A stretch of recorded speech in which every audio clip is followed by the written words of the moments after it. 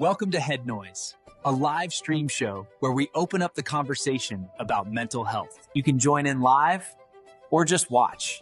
Whatever you do, we want to support your mental well-being.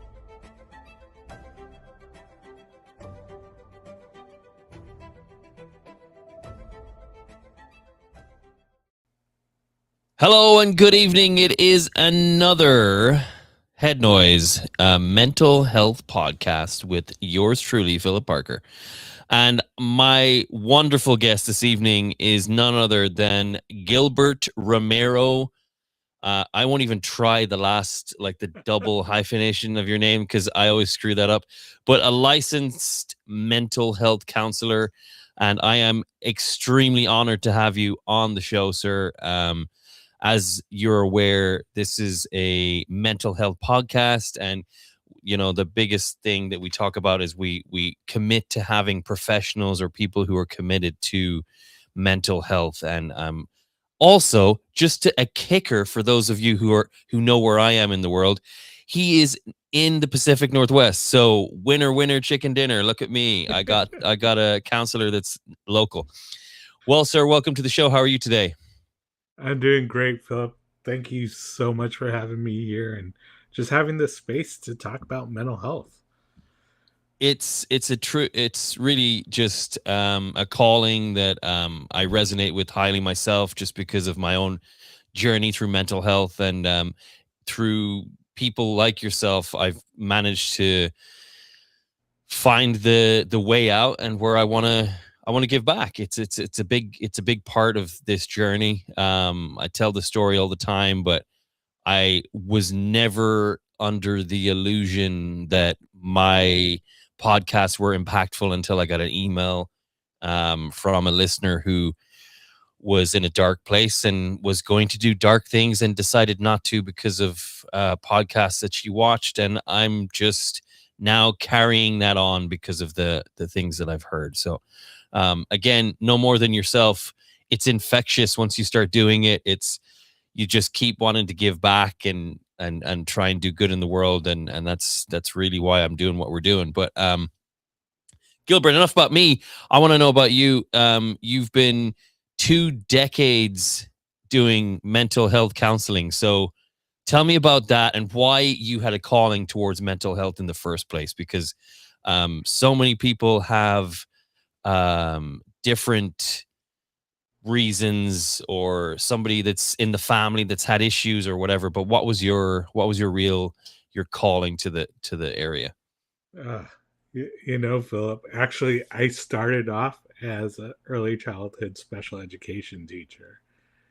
And I started off with an internship that wasn't so great. And we'll just say layered with multiple challenges.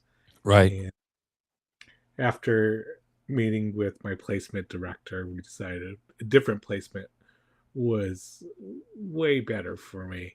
And so I wound up meeting my mentor teacher. Her name was Sally Arner. She's unfortunately passed on.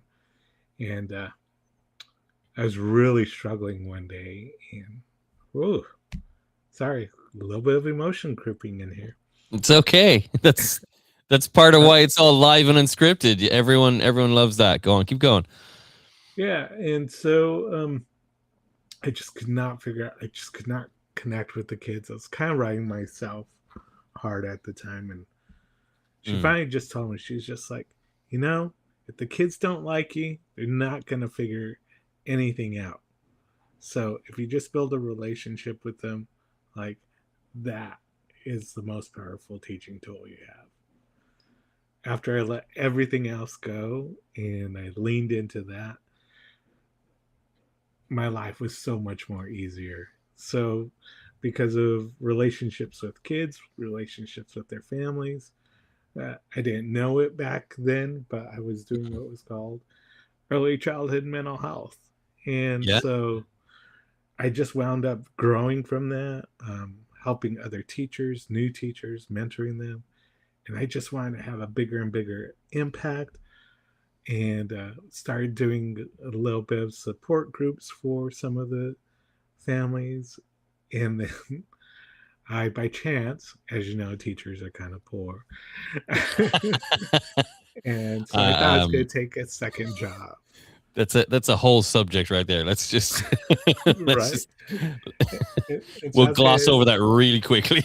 to, well, mental health people don't make that much money either, but No. different story for a different day. Um, I went and interviewed for a different job for a mental health consultant. I was like, this job sounds kind of cool. I'm not a mental health person, but it says I'm qualified because I have a special ed degree. So I went to the interview and they're like, you have to quit teaching and you have to do this full time. And I was like, what? And so after entering into that infant and early childhood mental health field, I just found love working with caregivers, teachers who were caring for other kids. Um, I got to have impact across Arizona that was just amazing, seeing how just shifting people's perspective from understanding that a child is not bad, but rather telling us adults, I can't figure out this problem. I don't Mm. know how to express myself. And so now I just need to go ahead and express that I can't do this through this behavior. And working with caregivers on that concept has just opened so many doors for children. Wow. Wow. And Um, that's how it all began. and I mean, children are really the future. I've two of my own, and one thing that really has solidified my purpose in life is just seeing them grow and trying to like give them the most positive reinforcement that I can for the building blocks for them to go forward and be positive about what they do and all of that. And it was difficult. I've gone through divorce and all that, but like through a lot of self-reflection, a lot of, I would say, learning how to communicate to a partner that essentially we were broken up. So, you know, learning how to communicate with someone who doesn't want to be in your life anymore is really difficult because like both of you are kind of already, you're trying to distance yourself, but also you're trying to be in, in unison working towards the same goal. So it's a difficult process, but I feel like we're there now. I feel like the communication is definitely productive now. We have our moments, but that's life. But that's really what the whole point is just really giving them when we stop, when couples who have kids are split up, when they stop focusing on themselves and they're making it about them and start focusing and making it about the children, I think that's a huge step forward. I think it's a massive leap in the right direction. And yeah, it's been a journey for sure. And this is why we do what we do and why I do this podcast is to talk about things like that and help people find their building blocks and their foundation to make the right choices. And I mean, nobody knows the right choices really. We give the best advice that we can. Counselors are not like I think that is the biggest thing as well. Like you're a mental health counselor. We all come from our own backgrounds. That's why I went through like 7 or 8 different counselors before finding somebody I actually felt like I connected with. Um, the work that went into that was huge. And really taking interest in my own mental health and following people who inspired me. Like I talk about Jay Shetty quite a bit with his On Purpose podcast and just listening to things like that. But then coming across you and your website, I mean, you've got great quotes. True healing begins with understanding. When we listen to ourselves with compassion, transformation becomes possible. I mean, that in itself is the be all and end all of what we're trying to do. We don't listen to ourselves with compassion. A lot of the times we turn it into this negative thing where everything that's happening. We talked last night's podcast was about energy and really just building upon that. If you, I say this all the time to people, we reciprocate the energy that we receive, and that works both sides. So if all we're doing is receiving good energy, then we're going to give off good energy, generally speaking. It's almost like the backboard to a basketball. If you keep bouncing that positive energy, it comes back to you. It's one of those positive things. But if all you're doing is giving negative energy, that's what you give back. And so for me, I try and encourage whoever I talk to that people are just grumpy, and the economic situation that we're in right now is kind of fragile at best, with so many different opinions and everything. And everyone has this kind of attitude where, I say everyone very loosely, but like you meet people and they're just grumpy and, oh, you cut me off, or blah, blah, blah, usual stuff. If we just don't reciprocate that energy and we kind of just break the trend just once or twice, like, you would be amazed. You'd be amazed. Having done it, I can tell you will be amazed. I talked yesterday about accepting positive energy into my life. Do it, and I promise you won't be regretful at all. Philip, as you're talking, I'm thinking about the work I do with IFS and with men, and a lot of that is going inside yourself and doing exactly what you said, having compassion for those parts of us that are just so overwhelmed and reacting in ways that create chaos in our life. Right. Once we understand their purpose and why and what we need to do to lead those parts, instead of saying, like, here you go, here's the keys to the control panel. Right. It's work. I say put in the work because it's work. Like, I bring up the fact that I spoke to 8 different people because it's not a one and done scenario. It never is. If you have the ability and the financial wherewithal and the availability to be able to speak to a mental health professional on a regular basis, whether you need it or not, it's like getting an oil change in your car. You don't just stop getting an oil change in your car. You go and you talk to people. Now, some people are so lucky to have friends in their lives who almost act as that outlet. That's awesome too. I would not be where I am today if it wasn't for my friends. I get emotional talking about it because they are the backbone of my existence and where I am right now. Because, I have people in my life that I call out on a regular basis. I have the godmother to my little girl, Selena. If she's watching or listening, she is probably one of my best friends in the world, and she has been there. But also through the hardest times as well. Like, some of these people that we have in our lives, we have to give them the opportunity to be there for us. If we're constantly putting up that brick wall, she famously calls me out and holds me accountable when I'm given the BS that and in the beginning, when the divorce was fresh, I was definitely that person. I wasn't being honest with myself, compassion with myself.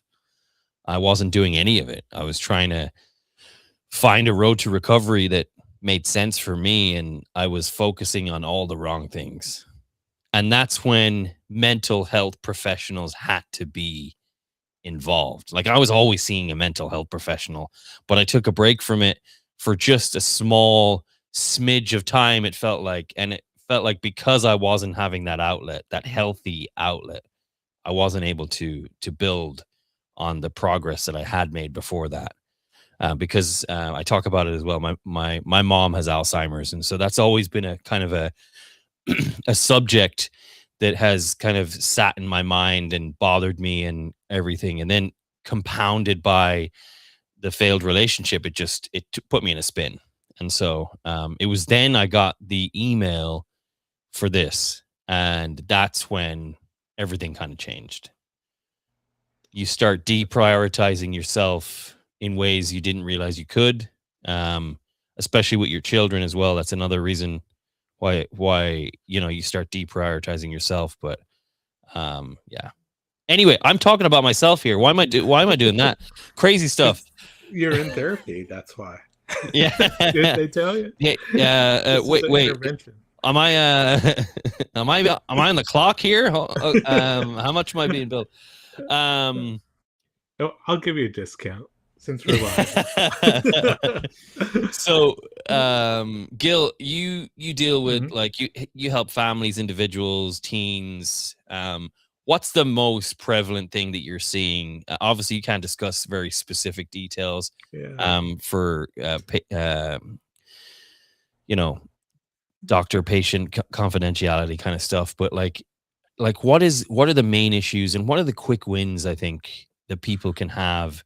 Because I think there is still, even though the availability is there, I think there's still a stigma and a misunderstanding of what mental health can actually do for people. Yeah, well, I want to go back to a couple of things that you said because I think they were so powerful and important.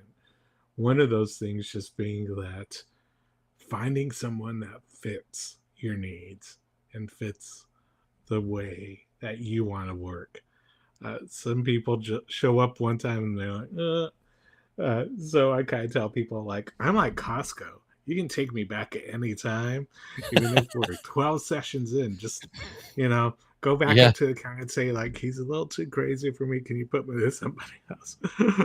But the other side of it too, though, is Gil. Like you and I don't want to cut you off because you're on a roll, but like the biggest piece for me is sometimes you get what you need from that person, and then that relationship, that kind of openness, that free flow that you've had with that person, you've got all that you can out of that relationship, and then it's just like going to get your haircut. Sometimes you just go to get your haircut, and sometimes you go to a person that you really like to go get your haircut.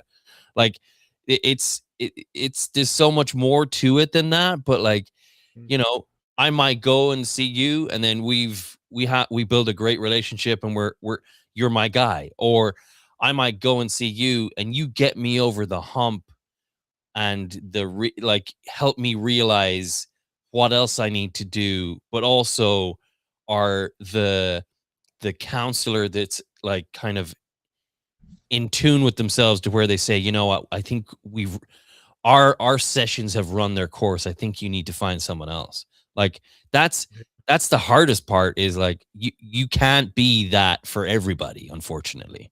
I learned that from someone I was seeing. Like I've never been fired from a counselor. That's a crazy thing to say, but like it was like they basically said that they used the terms, I feel like you've graduated from our sessions and the next step is completely in your control. So it was an interesting, I never really thought of it that way, but the misunderstanding about finding people and connecting and being healed, it's not like medicine. It's you gotta, like, you have to be open to it. Your mind has to be open to it. Anyway, you're on a roll. I'm talking too much. Here we go. No. But to that point, I think beginning therapy with like, where do I want to be? I always ask my clients kind of like, tell me about the day that you're going to fire me. What's it going to look like? Are you going to be like, it's been nice hanging out with you, Gil, but like it's 6:00 on a Friday night and like I want to be out dating someone instead of here with you. Nothing against you, but I want to be doing something like that.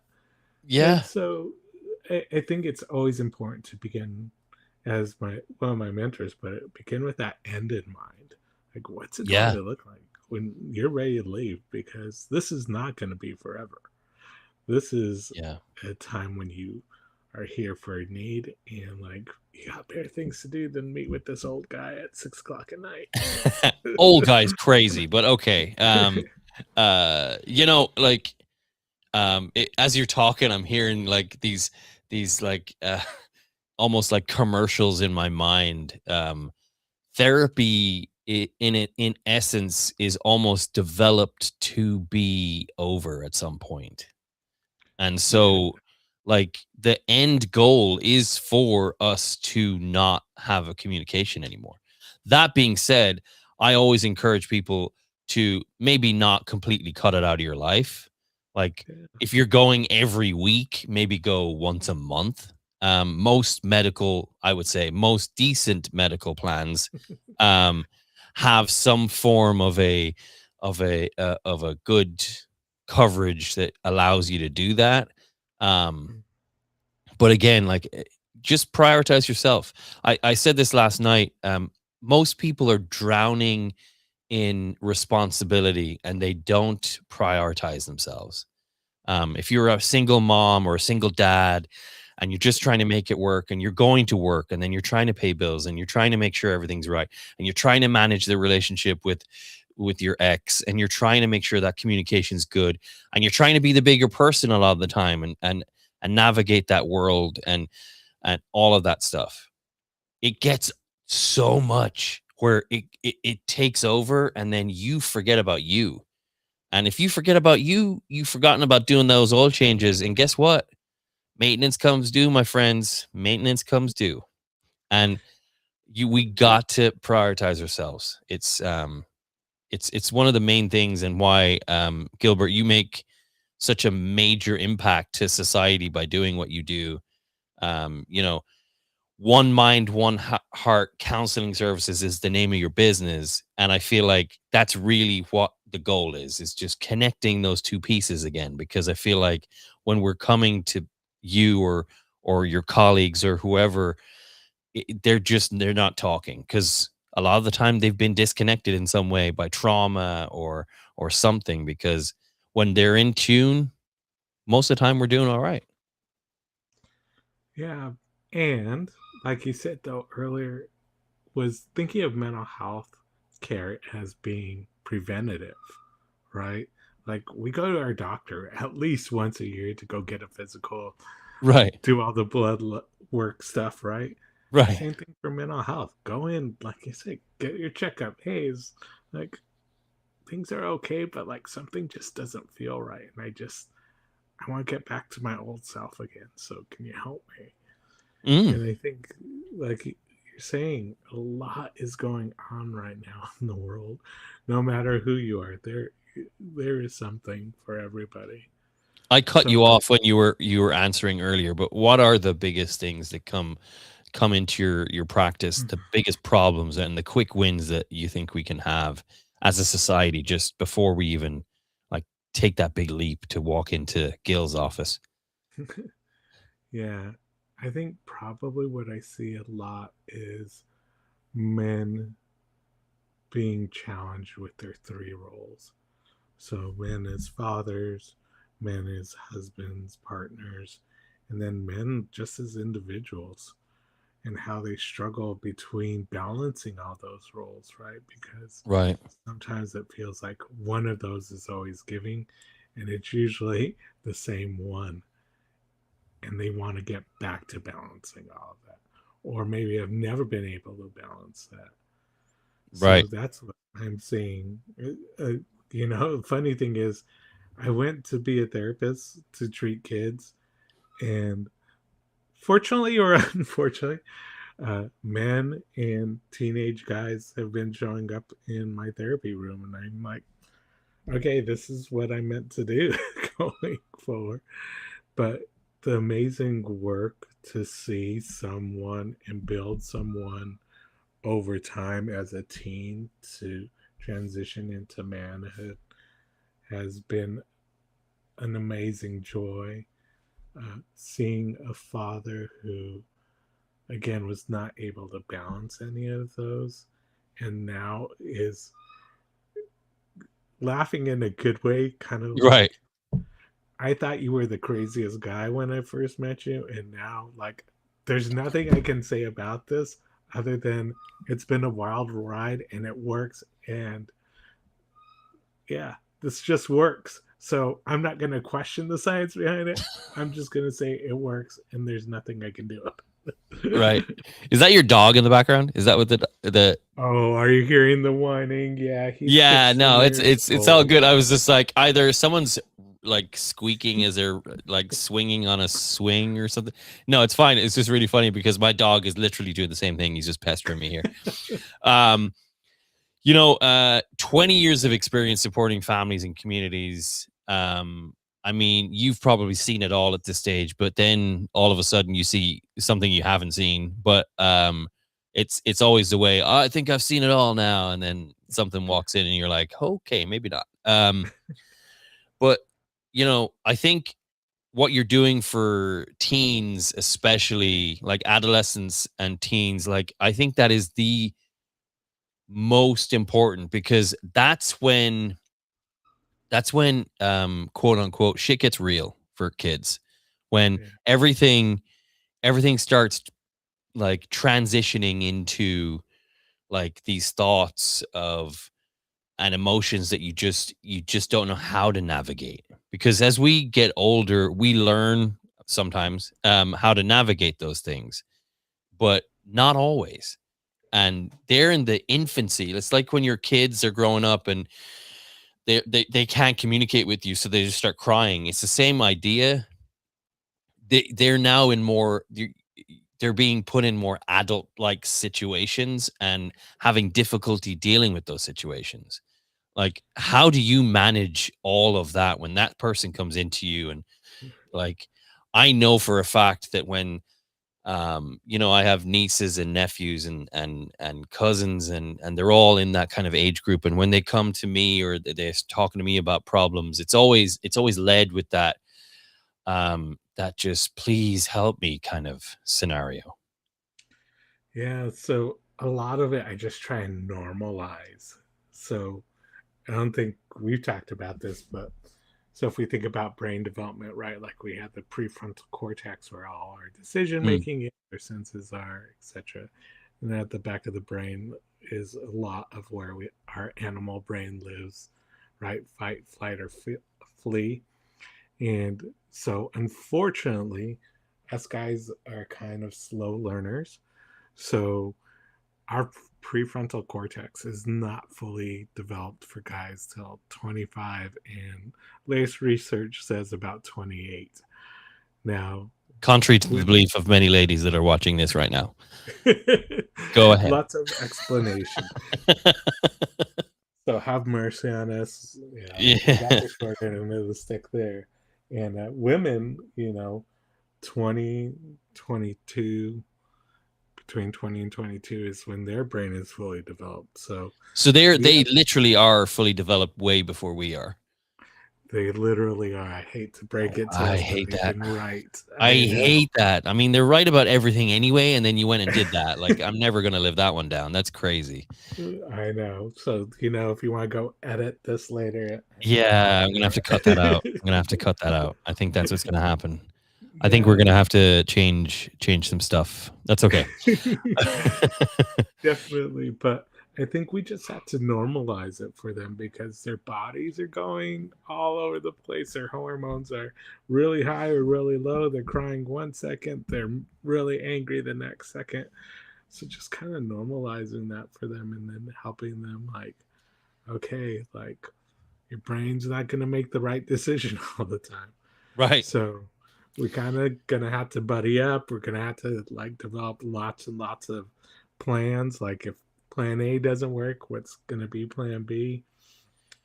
And What's the biggest tool that you use, or what is the most universal tool that you think um kids or adolescents or teens in that scenario can kind of put in their toolbox for that kind of situation?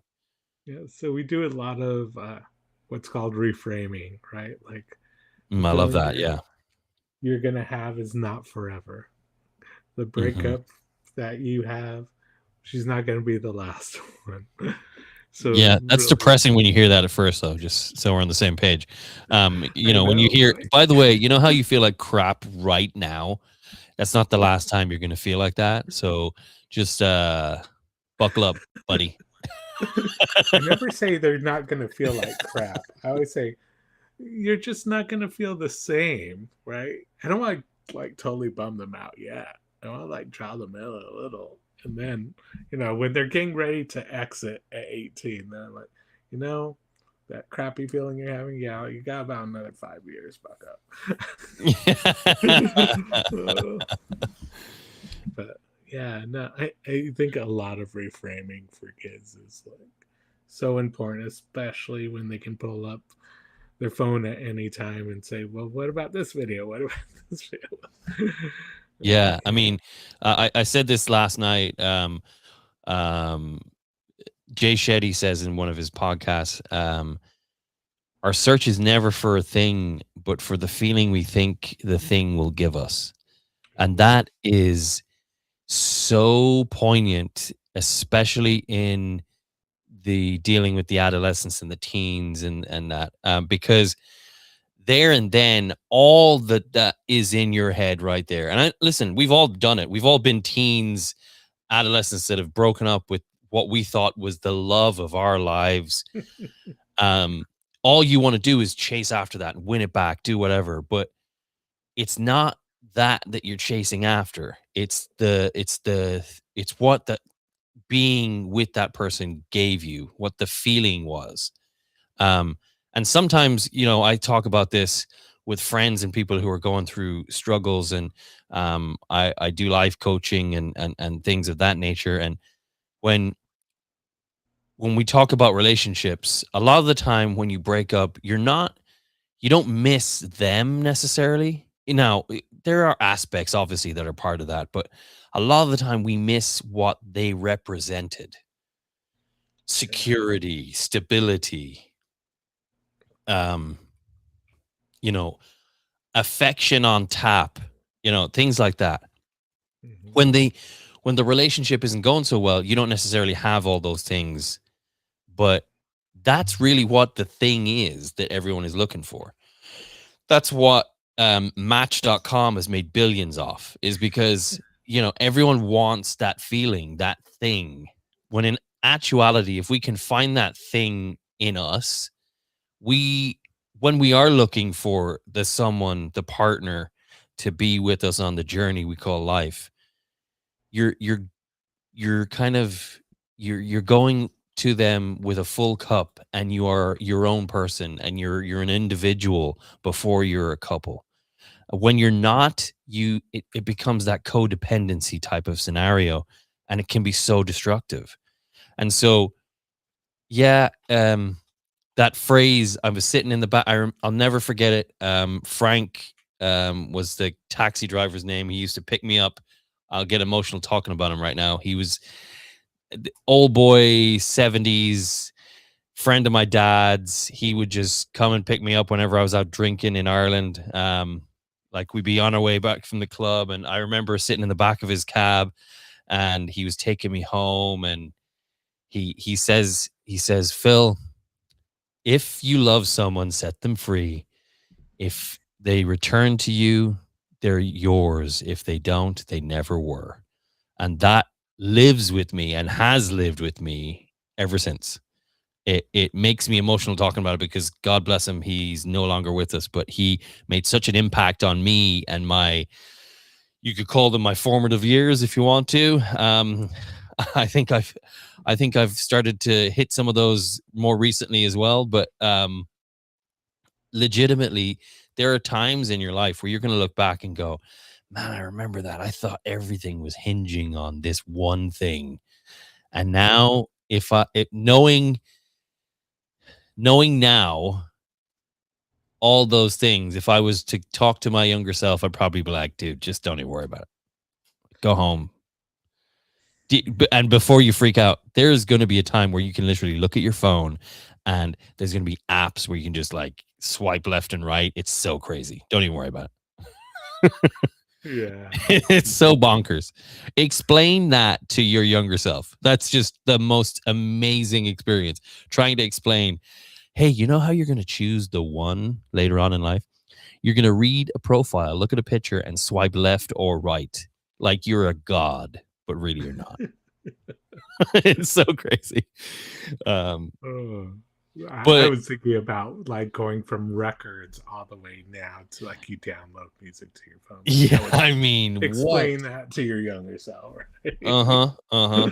It doesn't end. Like you keep going. It's just the craziness never stops. What the irony is that now we're going backwards. People are going to buy vinyls again because they don't want the lossless music. They want the imperfection. It's almost you don't hear like there's a Ray Charles bit of music, and you can hear like the people in the background and stuff because it wasn't perfect recording studio when it wasn't remastered. When they remastered it, they got rid of all the background noise, and the background noise is what made it so authentic. So yeah, I'm with them. I want to go back to the old stuff. Anyway, we digress quite significantly. We're talking about music, but anyway, music is food for the soul. Your soul, your mind. There we go. We're connected again. Look at that. We're right back on track. Um, but the biggest thing for me, Gilbert, is that you've kind of devoted your now existence to really help people, and I think that's profoundly so impactful for those around you. How has that helped? Like, I mean, in your own personal life, has that affected how you like approach things? Are people like, hey, you're a counselor, can you help me with this? Oh, that is too funny. Yes, it does happen. I remind them because I'm your friend, I can't be objective. But yes, you were Yeah, being yeah, yeah. honest. Or you're giving someone feedback and they're like, oh, listen, I don't need your counselor part of you right now. I just need you to be my friend. Yeah, it's Yeah. fun, isn't it?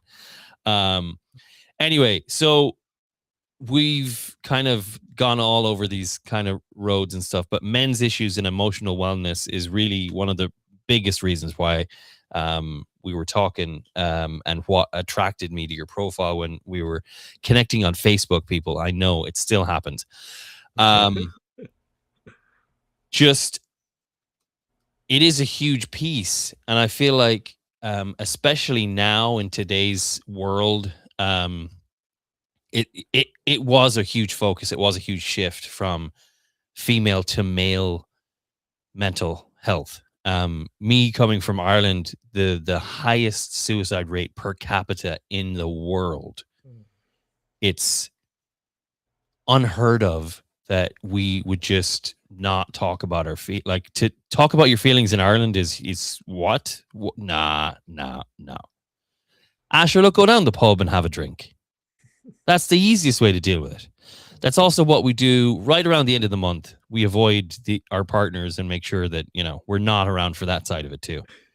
But like it's a hard thing. And then all of a sudden COVID happened and then the floodgates opened and you had to deal with your feelings. You had to confront the people that you were living with. You had to, how did that impact your profession? I mean, obviously you were doing sessions like this. So, if I receive an invoice in the mail, I won't be shocked. But like you've it transformed how we were dealing with things, but also how much attention. I mean, the divorce rate for those, I think it was 2 or 3 years, was so high because people were like, I hate you. Why am I here? Like, this is so terrible. Like, oh my God.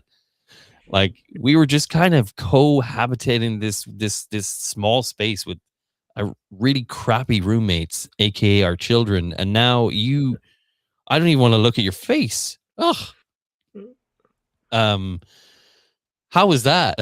How was that transition for you?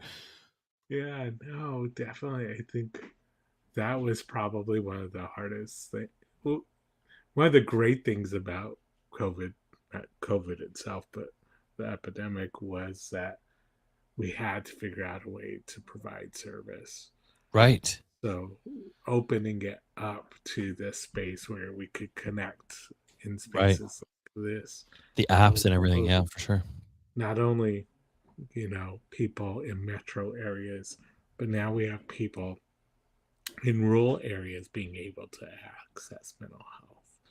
Right. So I think that was that was a good outcome of the epidemic. Now, I think what happened in COVID is exactly what you said. I'm with someone that maybe I've been struggling with for a while, and now we're stuck with each other 24/7. Either we're gonna talk this through or we're not. Yeah, we're gonna kill each other. There's gonna be a different kind of a Fox News update at 6. 100%. And it's tough. Like I look, I'm gonna talk about my experience for a second. It happens. It happens. You have to. You're confronted so heavily with your. Okay, the dog is like freaking out over here. Hold on. um, scared himself with a squeaky toy. Crazy. So the biggest thing is you're confronting things that you never thought you would have to, like your own inadequacies, really, what you haven't been doing, how you're not present in your own relationship. That's something that really was something that I didn't quite get until it was too late. And then when it's too late, it's kind of it doesn't matter how much you can convince yourself that you're able to fix it. If the other person doesn't believe you, it's over. And I think that's the hardest part is the awakenings were all too late. I've spoken to so many people that have had divorces in that time, and they all realized that we kind of got complacent. We were You'd come home. I've done it myself. You come home, you just, hey, how's it going? Oh, what's for dinner? All right, cool. Sit down. Great, thanks. You're not really focusing on how you can be present in the relationship. When I say present, I don't mean like asking someone how their day was is yes, it's very important, but also recognizing that the house is clean, the kids are in bed, the dinner's made, the challenging stuff that I find like mountains to climb right now, not realizing that they were mountains to climb back then, and I wasn't giving recognition to her as a person. That is going to end up impacting your relationship. So the side notes and this or the sidebar that I was suffering from depression and I was not dealing with my own energy and all of that stuff is irrelevant, because at the end of the day, that other person doesn't care. And I don't want to say that they don't care in a negative way. That all they see is what you're bringing to the table. Unless you're accepting that you have an issue and you're talking about it, they're just thinking that you're just whatever. You're not present. So that's really COVID in a nutshell. It was, some people dealt with it differently. You had abuse, you had physical abuse, like verbal abuse, all that kind of stuff happened as well. But the other side of that is just, it didn't work. You broke apart because you weren't able to connect. You weren't able to communicate. Communication is something that is the most basic requirement in a relationship. In friendship, that's a relationship, believe it or not. And communication, oh man, I never have time. I'm so sorry I never see you anymore. If someone's important enough, you make the time. And that's huge. Like, now I value every connection I have. I talked about another friend of mine last night who continues to text me. I give him crap all the time because he never he never lets me text him first. He always has to be the one to text me. But he is so consistent and so present in every relationship he has that I admire him so much for that. I talked about Selena, one of my closest friends. And I have so many other friends, and I don't want to leave people out and stuff like that. But, everyone makes a huge impact. But if you're not present, if you're not giving that effort, it doesn't matter. Like when you're in your own self, like I was depressed. I was in a bad way after the breakup.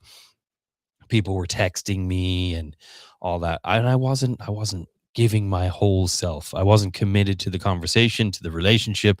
I wasn't giving them honest answers. And it wasn't until Selena gave me the cold hard truth about life. That if I wasn't going to be honest, she wasn't going to listen to lies. And then it kind of made me realize, you know what? Why am I doing this? And it was huge. It was a huge moment for me, but also a huge piece of the growth as well, mentally, for me to kind of admit that I wasn't entirely being honest with myself, and also not making good decisions for the situation that I was in. Instead of trying to replace the relationship that I was in, I needed to focus on rebuilding myself and focusing on my own mental health. That's something that's huge. And, being in the dating world, I can tell you that I'm never going to sit in front of someone and say, you're not ready for a relationship. But, but sometimes it's hard not to. And um, it's the truth. I mean, crap, you're sitting there and you're going, you sure? You're amazing. Don't get me wrong, but I don't know. I think you might have some work to do, girl. And that's okay. That's totally okay. And everyone's going to be, and I am not a qualified individual enough to say, hey, you're not ready. But they're, like anyone, like we were talking about yesterday on last night's podcast, you can almost, the energy you bring, you can almost will things into happening. And so if you're just looking for red flags all over the place, then guess what? You're going to find one. You're making a square peg fit in a round hole, and you're not giving the other person an opportunity to show that they're not your ex. And I think for PTSD reasons and so many other reasons, it's only fair, and this is how I've tried to approach it, is now I am, obviously I'm not out dating a lot, but it's, I'm open to the suggestion and whatever else. But like, if you're not 100%, if you're not coming as your true self, you're not ever going to give yourself an opportunity, because you're only giving yourself half a chance at finding something that has happiness. But also you're not being fair to them, because you're just wasting their time.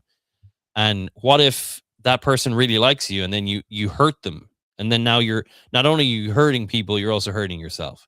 So again, it's such a roller coaster, Gil. How do we manage this? Life is such a mess. I again, you hit it on the head, though, is we got to show up for ourselves first. 100%. And the best relationship, which I'm in right now, is when we both showed up and I just said, here's all my crap, here's what I'm working on, and here's what I want. Awesome. What does your wife do? Actually, my husband. Husband. That was a terrible assumption. What does your partner do?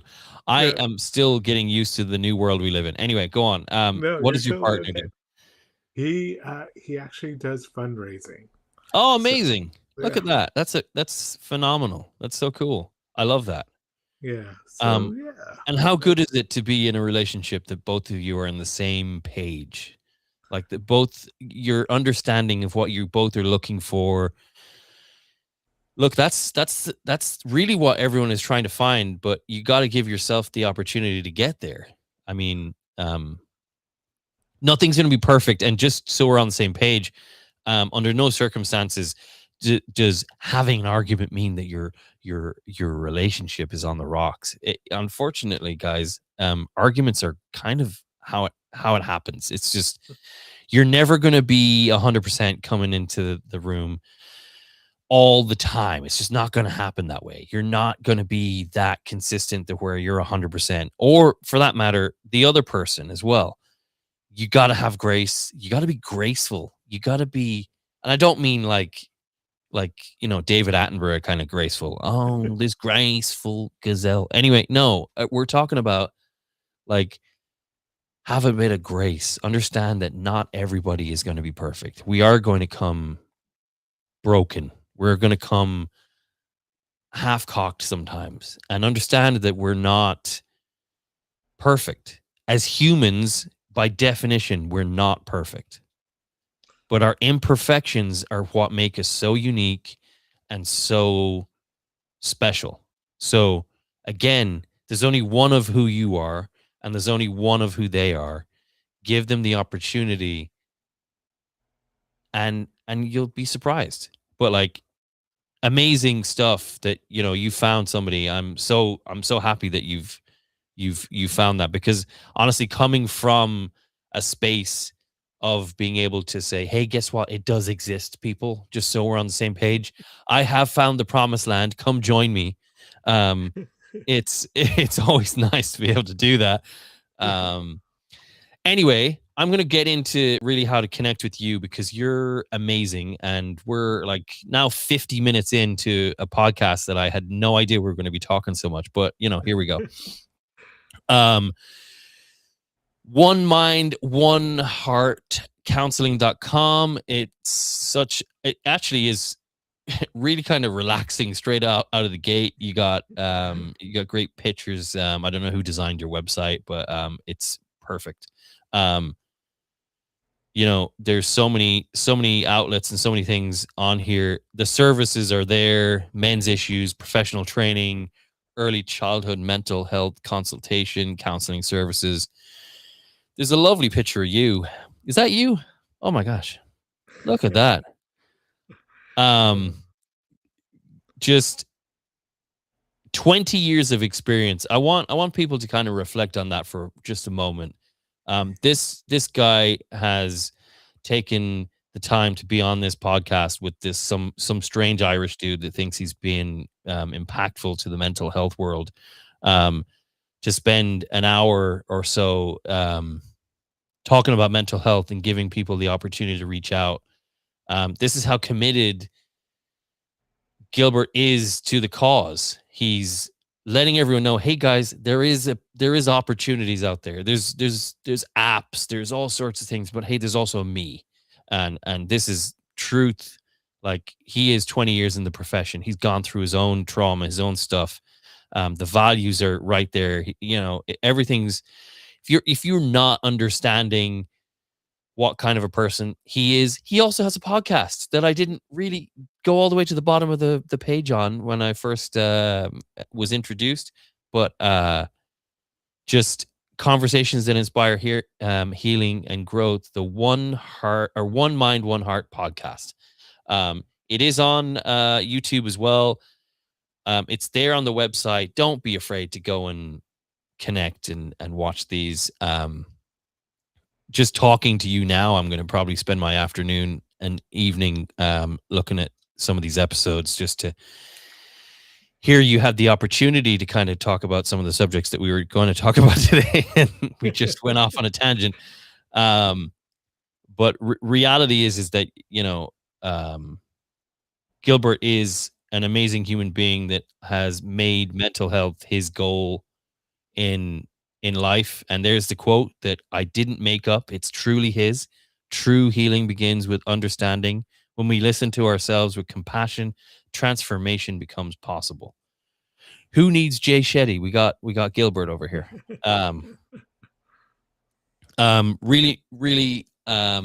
Really happy to have you on the podcast. What is the best way to connect with you? Obviously, the website is huge. One Mind, One Heart Counseling.com. What's your preference? Beating down your door obviously is always an option, but what is your preference? Yeah, definitely contact me through a website. There's also a phone number.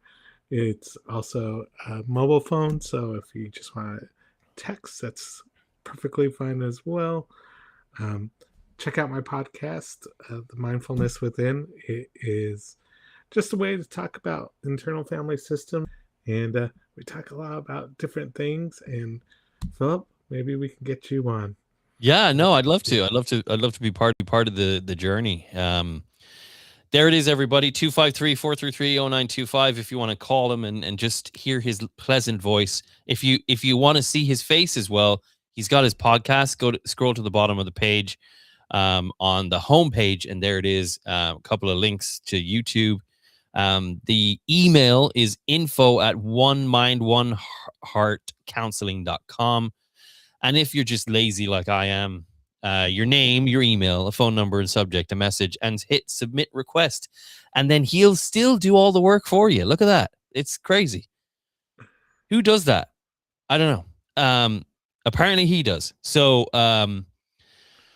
Gilbert, you have been an amazing guest. We have had the most amazing conversation. I hope people have found some comfort in some of the subjects that we were talking about. But if you do want to connect with Gilbert, as you can see, he is available. He makes himself very available. He's very open, and he's a professional. He's not some life coach dude that thinks he knows everything on a podcast. But also, you've been able to find out how much you can probably resonate with this guy, which is it's almost like a free session. Shh, don't tell him that. It's still coming. It's I knew that was coming. He doesn't know my address, so I'm just gonna pretend. Anyway, for those who've watched it this evening and those who are watching after the fact, I truly appreciate you joining us on the journey of mental health and supporting Head Noise as a feature on your podcast listening playlist. If you do want to connect with me, as always, I am contactable through the usual forums. unscriptedproductionstudio@gmail.com or 503-862-9972. If you're lucky enough to scout me out on Facebook, you can get me there too. But those two opportunities right there get straight to me. And something I was accused of quite literally almost every day of my career when I was married is I'm always on my phone. So I will definitely get back to you as quickly as possible. But I truly appreciate everyone for tuning in. And Gilbert, thank you so much again for gracing us with your time. Everyone else, we'll be back with another episode very soon. Until then, go with grace. Thank you.